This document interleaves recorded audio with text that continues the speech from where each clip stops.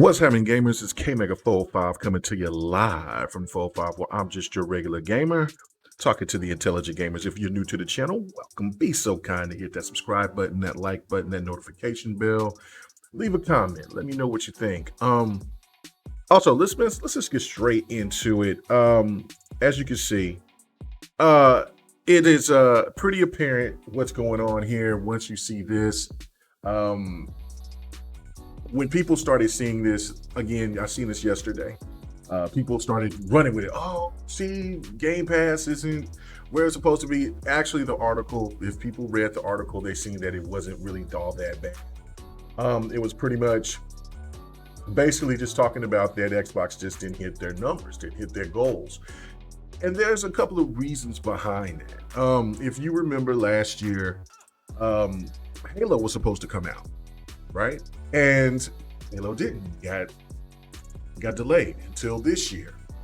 So if they had a expectation to get this type of growth, I think they were trying to get to 48%. They got to 37%, which is not bad whatsoever. I mean, that's 11% off. But the thing that people are trying to take out of this and people don't know the actual numbers, but they are trying to use the lowest number available for their personal gain to try to talk bad about Game Pass.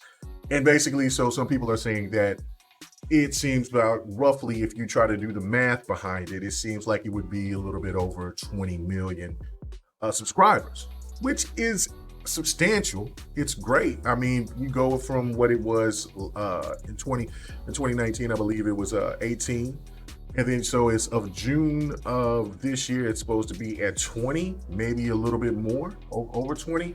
Now, does that meet the expectations that we were all talking about, like we've talked about on GRG and other people saying? And then, of course, the big speculation about what was going on from Take-Two, the CEO from there that was saying it was 30 million. And that was one of those questions that we were asking, like, was he trying to throw shade, or was there something that he knew? We don't know. And so, but when saying 30 million, most of us didn't think that it was at 30 million, but we felt like it was definitely over 25. And so it could be anywhere between 20 to 25, but who knows? The big point of this is just what I said when I started off, is that Halo was supposed to come out last year, and they had a goal of 48%, which is telling you that Halo was going to really rake in. They really expected Halo to really push the needle.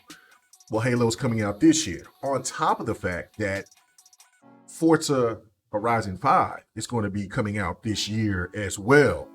I mean, and Back 4 Blood is doing very, very well. So it's one of those things where, yeah, they didn't meet their expectations this year, but they'll probably exceed their expectations this year, overall going into next year. So, and then there's Stalker, there's all these other titles that's coming out next year.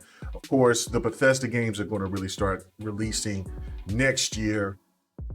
And then, of course, beyond that, there's a slew of games that's supposed to be happening. And if there's any more acquisitions, which supposedly it's supposed to happen, then yeah, I mean, the future looks pretty bright for Game Pass. Let's put this perspective right fast, right? So, like, anything that, when you look at the situation between PlayStation Now and you look at what Game Pass is doing with the number wise, PlayStation Now is around 4 to 5 million. You look at what Game Pass was at 18 million, which was mostly figured back in January. Well, it was January of this year. I was mistaken. At 18 million. If it's at 20 million of June, then you would think that it's a little bumped up because of games like Psychonauts, The Ascent. Also, you look at Outriders that came out, because that also gave it a boost. Then you have other games that's out too, that's really, really, really good indies that's out. Then Scarlet Nexus dropped. I just seen that Dragon Ball Z Fighters, which is an older game, but still, a lot of people, every time that people see it, because when we do it on Fight Night, every time that people see it, it's like, whoa, is this on Xbox? And then we say, yeah.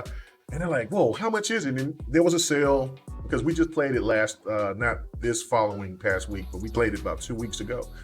And it every time that people see it, it gets buzz. So again, this will get people to definitely want to try it. So it's that right there is just the whole point about what Game Pass is offering that is still the greatest value in gaming.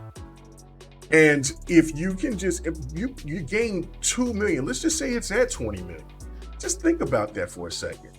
That is 2 million people. It's not like 100 people. Like, people try to put this perspective about like, well, it's 1 million, 2 million. That is a lot of people. That is a lot of people subscribing into a product. It just with PlayStation now, 4 to 5 million is a lot of people. But if you want to sustain what Microsoft is trying to sustain, and this is going to be one of their biggest selling points, is Game Pass. To have it at 20 million from when they first introduced it, what was it, about 3-4 years ago? So basically from where they were at from that point to this point now, it looks good. Up 37% is not a bad deal. This wasn't a bad article. Some people were trying to jump on it and try to use that rhetoric to try to talk about, well, this is why people are not going to sell it, because people want to buy their games. I've heard people saying the most craziest things, saying that they've spent like over $700 on pre-order games and things like that. If that's what you want to do, that's what you want to do. I've pre-ordered. I don't pre-order as much, but yeah, I do still buy games. And there's nothing wrong with buying games. But when it comes to the value of so many games out there right now, there's nothing better than Game Pass. It's just not. And I think for that one reason why people are having such an issue with Game Pass, that are the haters of Game Pass, it's because it's only exclusive for Xbox.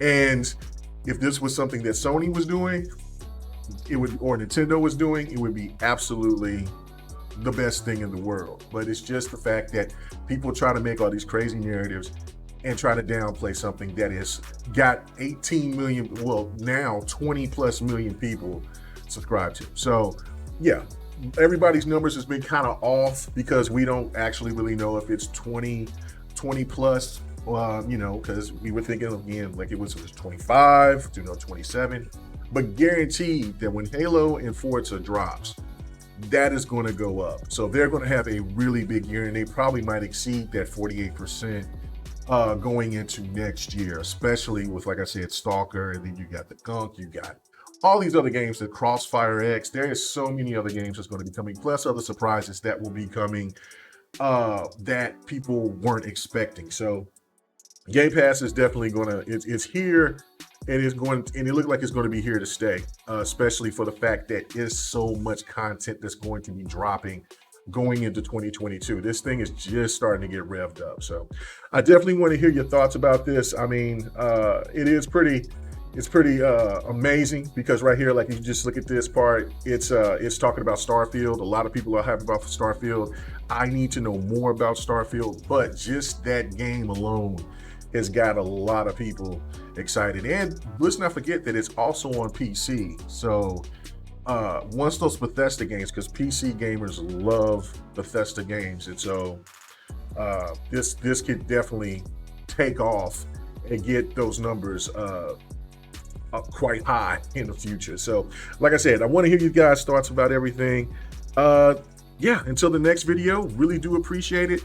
Everybody have a good one. We are out. Peace.